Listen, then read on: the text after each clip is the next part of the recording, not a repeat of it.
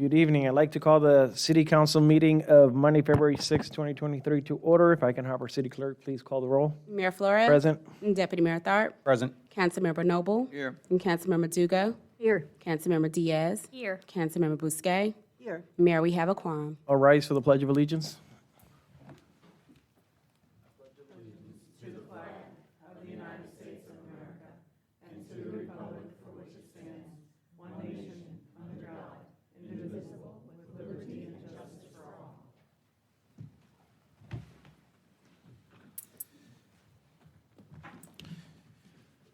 All right, do I have a motion to approve the agenda? I'd like to make a motion to approve the agenda. Second.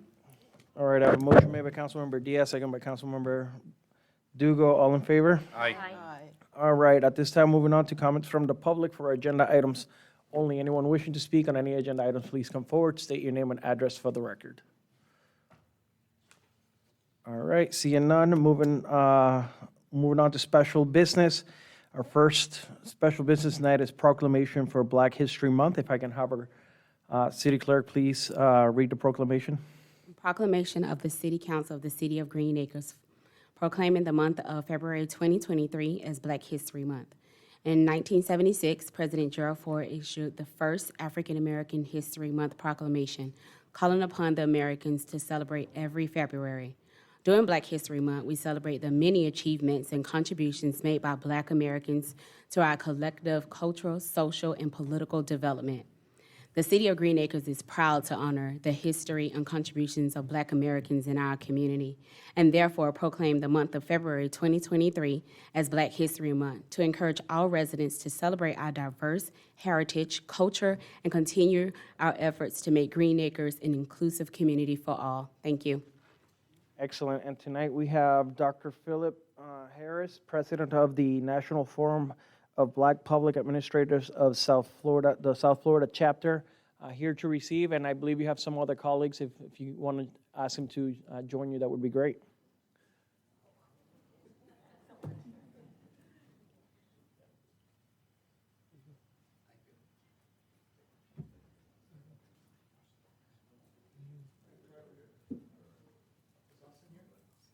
Celine's going to be doing it there.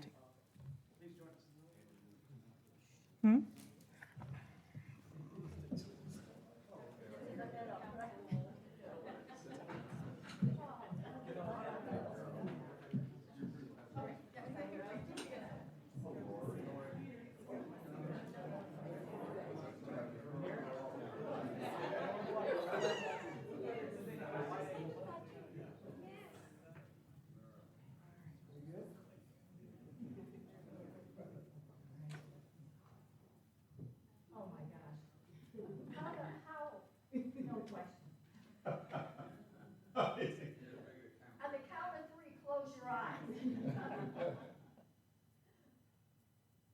I got it. Oh, you got yours?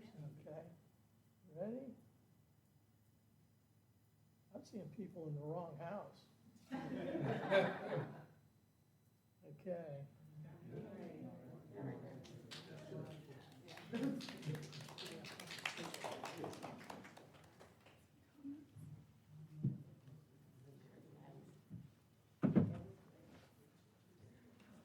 There's still more proclamations. He went. Are you going to go back? He's going to do more. Do you want to stand out and do the rest? Yes, it's on. Oh, test. There we go. All right. All right. Mayor, City Council, thank you so much. Again, my name is Philip Harris. I serve as the president of the NFBPA South Florida chapter, and as well as I serve on the national board of the organization as the chair of the National President's Council. Just a little bit of historical context about the organization I think is important to know, especially with this being Black History Month. The National Forum for Black Public Administrators is the principal of the most progressive organization dedicated to the advancement of Blacks and people of color in public leadership in a local, state government. NFBPA is an independent, nonpartisan 501c3 organization that was founded in 1983 right here in South Florida in Fort Lauderdale, Florida. We have over 2,500 members, more than 350 jurisdictions, 40 chapters in 37 states. NFBPA was established as a national representation for designing and implementing the quality of leadership initiatives' unparalleled success. That being said, NFBPA began its initial donation of $2,000 each member, which was 12 founding members. 4 of them happened to be in South Florida. The overall history of the Black public administrators have encountered major challenges on a weekly basis as we struggle to make our dreams come true and striving as public administrators to obtain the recognition that we desire nationwide as an organization. NFBPA South Florida chapter, we actually represent 427 members. 427 members. We are the largest chapter in the country. We have 33 municipalities representing our 3 counties of Palm Beach, Broward, and Miami-Dade, which is comprised of graduate students, public administrators across all different disciplines, deans, faculty, school, public administration, and community service professionals, and executives also within our corporate sector as well. So we want to thank you so much. As you saw, all our members that are here representing our organization of 427 members, we truly appreciate this honor and recognition. Thank you very much.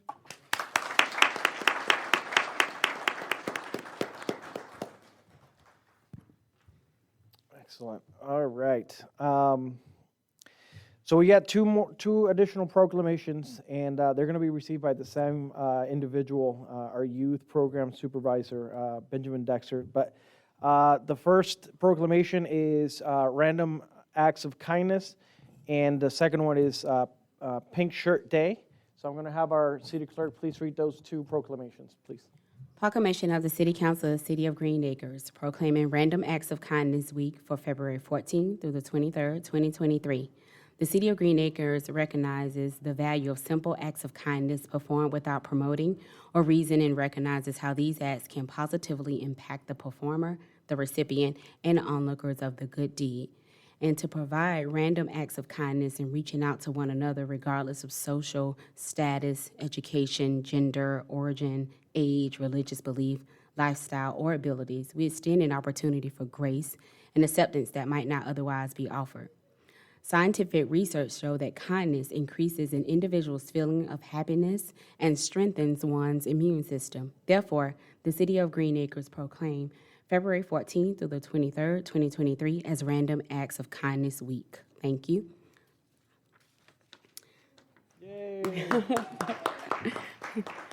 Proclamation of City Council of the City of Green Acres proclaiming February 22nd, 2023 as Pink Shirt Day. Children who are targets of bullying are more likely to acquire physical, emotional, and learning disorders. Children who bully others are at greater risk of engaging in more serious violent behaviors. Children, parents, educators, schools, police, after-school programs, and community leaders all have a responsible role to play in raising awareness of bullying and its demoralizing effects on our youth in this community. Therefore, the City of Green Acres recognizes the importance of bullying behavior by proclaiming February 22nd, 2023 as Pink Shirt Day. And we ask all citizens and residents to join us by wearing pink on this day in support of bullying prevention. Thank you.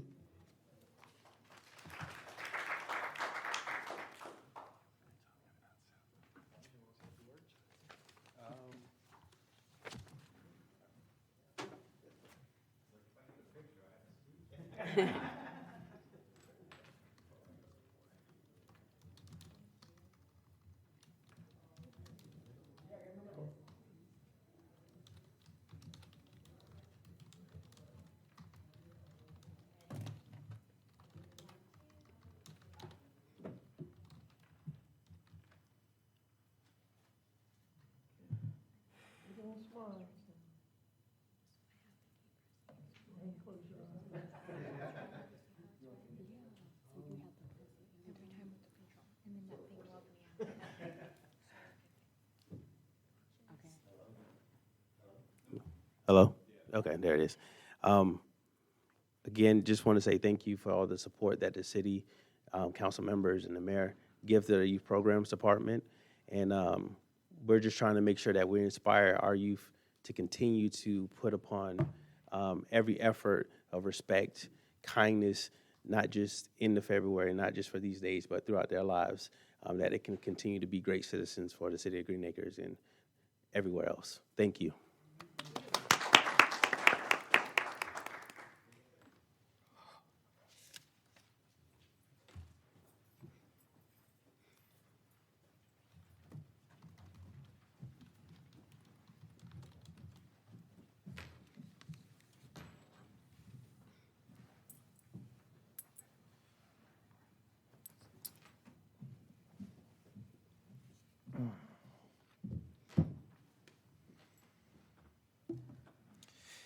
All right, now moving on to our consent agenda. Do I have a motion to approve the consent agenda? Motion to approve the consent agenda. Second. All right, I have a motion made by Councilmember Busquets, second by Councilmember Duga. All in favor? Aye. All right, that motion carries 5-0.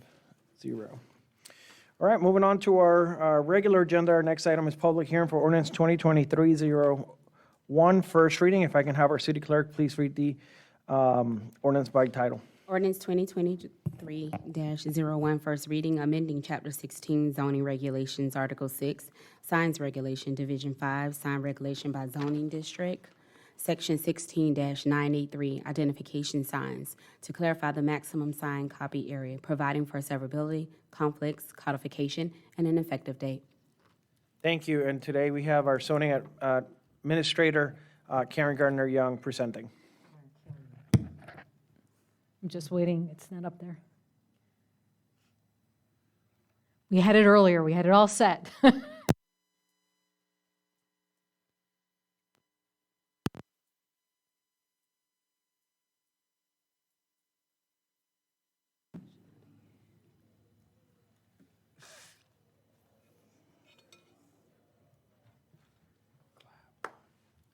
We got something now.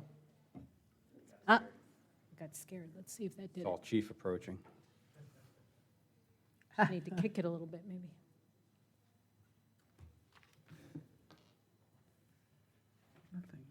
You got the background up?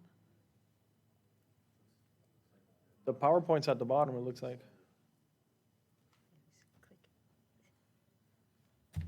Oh, well, motion to adjourn. Kidding, kidding, kidding, kidding.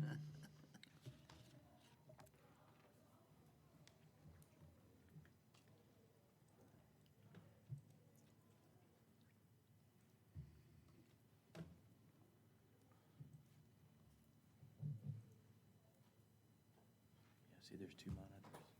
Oh. Yeah, but it worked last time, we had it before. So let's do this. We're going to drag it. There it is. There Okay. you go, the chief saves the day. But you're not going to see it. All Oh, that's okay, I'll right. just have to use it up there. Okay. I'm much rather they see it than me. How's that sound? Thank you. You got it. Thank you, sir. All right. Technical difficulties taken care of. Great. Good evening, Mayor, City Council. As stated, this is a zoning text amendment to our sign code on September 23rd, 2022, the City Council adopted an updated sign regulations to be in compliance with state, federal, and county regulations. We literally wiped out the old one and started a brand-new one. Unfortunately, during that process, we inadvertently forgot to include the sign copy area for residential and non-residential signs. So today's intent is just to put back into the code the same sign copy areas that we had before, just to make sure we have it covered so that when somebody comes in for a sign permit, we now know what the copy area is. So this is just really a bookkeeping type action. This does explain what the wall copy area is. So we do it based on zoning district. So typically, the more intense the zoning district, typically the larger the sign, which would make sense. So as you can see, the CG, which is commercial general, commercial intensive, government use are typically larger because those would be your schools, your government, again, your large shopping centers. And then typically when you're in the mixed use, again, those would typically be smaller, and then in between are the general zoning districts between the large ones, the commercial intensive, to the smaller ones. And then we also had, one's a wall sign, so that's what's against the wall, and then we have freestanding signs. So those are your pylon signs that you see as you're going down, or they could be, just on stakes kind of signs. So those are what we call freestanding signs. And again, you will see that typically the larger signs are, the larger districts typically have the larger signs. As you can see, government use and commercial intensive have the largest. Commercial general is next, and then as you get down to the mixed use, they're much smaller. I'm not going to necessarily say to you that these are the right dimensions, but we need, at the meantime, at least to get something back into the code, so we are following what we need to follow. So again, the justification for this was inadvertently omitted during the last zoning text amendment round. They are consistent with the city's comprehensive plan and would further the purposes of the zoning code regulations. This did go to the Development Review Committee on January 12th. They recommended approval. It also went to the Planning and Zoning Board of Appeals by a vote of 5-0, recommended approval of the zoning text amendment ZTA 22-18 as presented by staff. Staff's recommendation is approval of ZTA 22-18 through Ordinance 2023-01. We ask that all items in the file be included as part of the public record. Staff is here to answer any questions or comments you may have. All right, there any comments or questions from the council? Councilmember Diaz. Just a quick question. Does this address signs on windows? Like a window business, like a business that has big windows? Does this cover that, or is that a completely separate sort of sign? So it doesn't cover it under this. It is a different sign. Actually, window signs are not required to get permits under our code. Okay.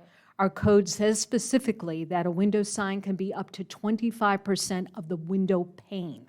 As long as they're within that 25%, they don't need to see me, they don't need to come into City Hall, they can just go ahead and install it. Thank you. You're welcome. Good to know. Any other comments or questions of council? All right, I'd like to open public hearing. 2023-01. Anyone wishing to speak in favor of the ordinance, please come forward, state your name and address for the record. Seeing none, anyone wishing to speak in opposition of the ordinance, please come forward, state your name and address for the record. Seeing none, public hearing is now closed. This is where you guys make a motion. Motion to approve ordinance 2023-01. Second. All right. I have a motion made by Councilmember Dugo, second by Councilmember Diaz. All in favor? Aye. All right, that motion carries 5-0. All right, moving on to our next item, ordinance 2022-37, first reading. If I can have our city clerk please read the ordinance by title. Ordinance 2022-37, first reading, amending Chapter 4 Buildings and Building Regulations, Article 1 in general, by deleting Section 4-4 Green Acres Property Maintenance Code and creating a new Chapter 7, Article 8, to be entitled Green Acres Property Maintenance Code, and amending provisions of the Green Acres Property Maintenance Code, providing for severability, conflicts, codification, and an effective date. And once again, we have our zoning administrator, Karen Garner-Young, presenting. Thank you, Mayor, City Council. So this is in reference to a property maintenance code. It is not unusual. Most cities have it. A property maintenance code deals with the conditions of existing housing and non-residential property. So it moves the maintenance of existing buildings and the surrounding property from an option to a legal requirement for a responsible property owner. City staff initiated this code change proactively to provide property owners, tenants, and property managers with objective and specific maintenance standards for structures and hardscape. The desired result is to keep all properties in acceptable state of repair, thereby maintaining the property values. That's the main purpose. We want to maintain our property to maintain the property values within the city. In 2019, the city adopted a property maintenance code through reference. So if you went to our code and you went to section 4-4, it would just say, we're adopting the property maintenance code, 2019 property maintenance code. But it doesn't outline what that means. It's a separate document that you would then have to go to find out what it referenced. So to ensure there's transparency and the ability of the residents to easily review the property standards, we're requesting this amendment so that the specific regulations can be added to the Code of Ordinance. The proposed property maintenance regulations were reviewed by the Building Division, Code Enforcement Division, Fire Department, and Legal Counsel, which resulted in the regulations not only being included in the Code of Ordinance, but was also updated. In other words, we took the 2019 Property Maintenance Code, reviewed that as well, and made any proper updates. One example is we talked about the shutters. So we updated to make sure it was in compliance with the whole discussion that we had about 6 months ago or less. So again, we wanted to make sure we covered, there was no duplication. We wanted to make sure we're in the right area. And that's why I wanted to make sure all the departments reviewed it who would potentially touch upon this particular regulations. The Development Review Committee did meet on January 12th and 19th. They recommended approval. Since this is not a change to Chapter 12 or to 16, it did not go to the Planning Board of Adjustments, okay, because it was to Chapter 7, so it comes directly to the City Council. So staff's recommendation is approval on first reading. Again, this is first reading. Any comments, questions, changes we can make between now and second reading. Hopefully, we presented it and provided you all the information you need to approve on first reading. We are recommending approval of ZTA 22-14 through ordinance 2022-37. We ask that all parts of the file be included as part of the record, and if you have any questions or comments, staff is here as well as legal counsel to address any concerns. Thank you. Are there any comments or questions from the council? Motion to approve ordinance number 2022-37 on first reading. Second. All right, I have a motion made by Councilmember Busquet, second by Deputy Mayor Tharp. All in favor? All right, I think that was 5-0. That motion carries. All right, moving on to item 9, ratification of the Planning and Zoning Board of Appeals Board. We're asking to reappoint Emily Jacobs Robart to serve on another 3 years, another 3-year term. Motion to approve. Second. Third, fourth, all of them. All right, that motion made by Councilmember Busquet, second by Deputy Mayor Tharp. All in favor? Aye. Emily, thank you so much for everything that you do. We appreciate it.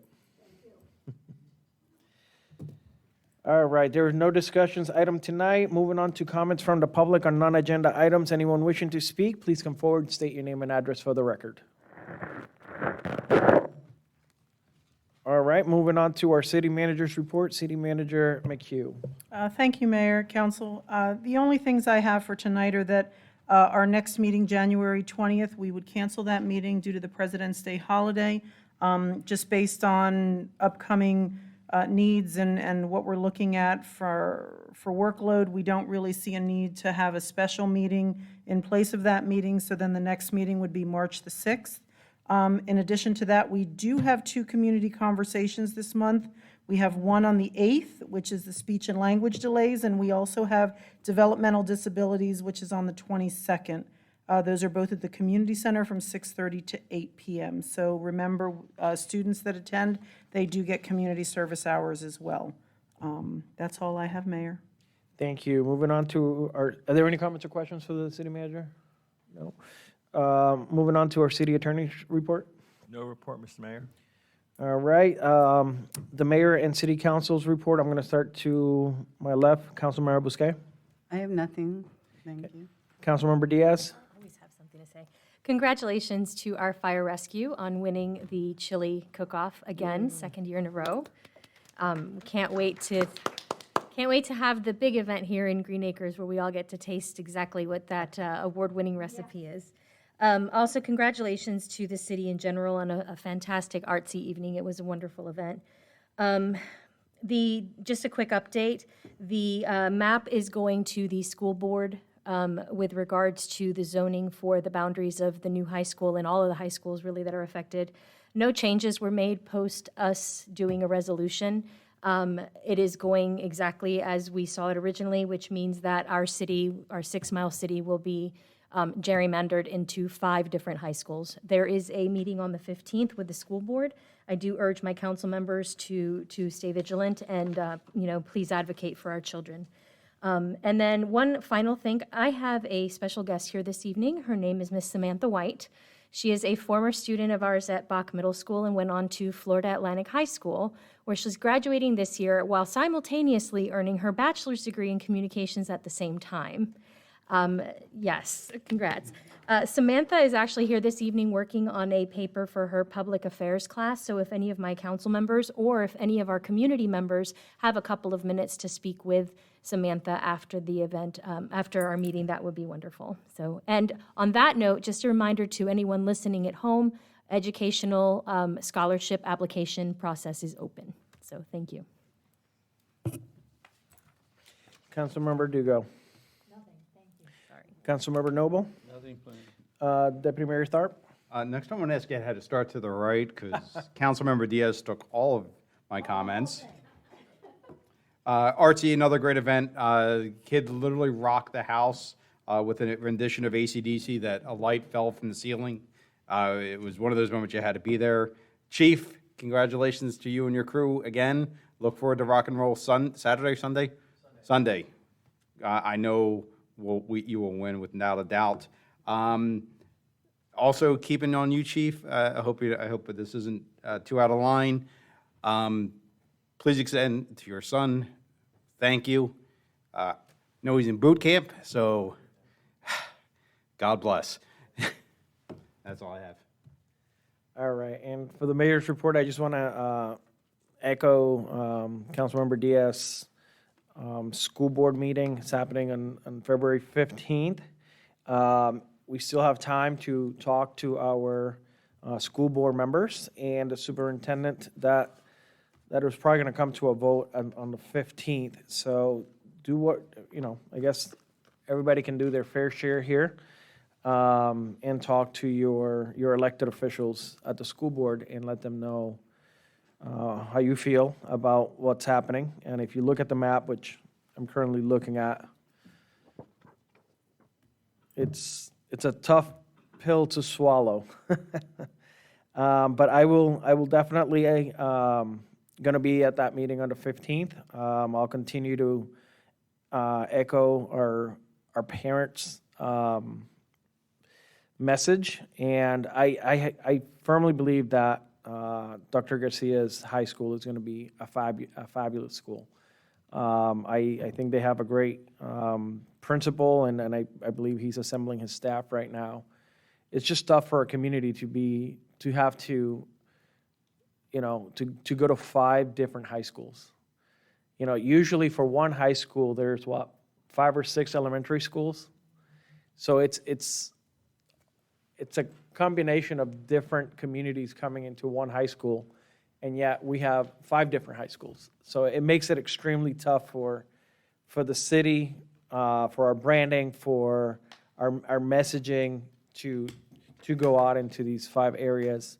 I think Councilmember Diaz, did highlight some safety issues that are when it's concerned about this. We're going to be busing children from a further area into this area. I know one of the Achilles heels of the school district is transportation, and how many issues have they had with their busing system, but yet the solution is to create more busing in the county. But I encourage everybody, my fellow council members, to pick up the phone, call your school board members, and see if we can alleviate some of it. And it doesn't need to be everything, because I understand it should be fair. It should be an equitable process. And unfortunately, I don't feel that when it went to the ABC committee, it wasn't very equitable in my humble opinion. But we're still, a vote still needs to be taken to make this official on the 15th, and we can still be an active advocate. So that concludes my report for tonight. All right, meeting's adjourned.